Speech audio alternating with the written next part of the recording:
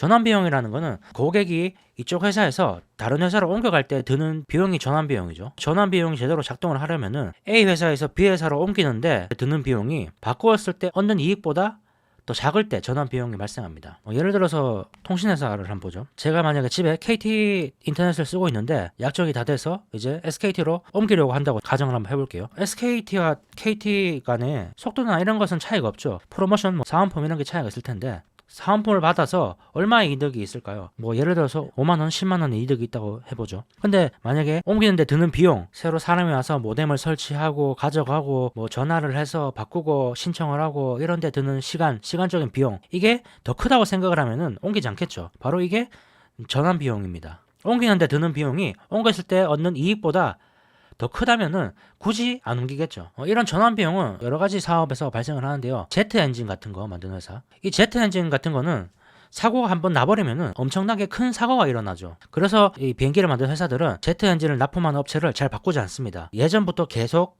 문제가 없이 잘 납품해왔던, 퀄리티가 좋았던, 사고가 없었던 그런 회사들한테 계속 납품을 받는 거죠. 이런 상황에서 어떤 회사가 다른 회사가 조금 더 싼 엔진을 가지고 와서 보여줍니다. 그렇다고 해서 바꾸지 않는다는 거죠. 바꾸면은 20%의 원가 절감이 효과가 나타나는데, 만약에 바꿨다가 사고가 나버리면은 그 20%의 이익은 무의미해지죠. 엄청나게 큰 손해를 입기 때문에 쉽게 바꾸지 않는 겁니다. 조금 더 비싸더라도 말이죠. 바로 이것도 전환 비용이 작동을 하는 겁니다. 고객으로 하여금 잘 못 바꾸도록 하는 거죠. 그리고 이 프로그램에도 그런 전환 비용이 많이 발생을 하는데요. 락인 효과라고도 할 수 있습니다. 어도비사의 프리미어 프로 동영상 편집 프로그램이죠. 그런 거나 애프터 이펙트, 포토샵 이런 것들은 다루기가 어렵죠. 다루기가 어려운 프로그램을 어렵게 공부해서 배워서 이제 겨우 다루고 있는데, 다른 회사의 제품이 조금 더 좋다고 해서 그 회사로 옮겨가지 않는다는 거죠. 조금 더 싸다고 해서 또 옮겨가지 않겠죠. 바로 여기서도 전환 비용이 발생을 합니다. 글로 옮기면은 또 새로 처음부터 다시 공부를 해야 되기 때문에, 다시 새로 배워야 되기 때문에 쉽게 옮겨가지 않죠. 이 오토캐드라는 프로그램도 똑같습니다. 이 오토캐드라는 거는 오토데스크사에서 만든 건데요.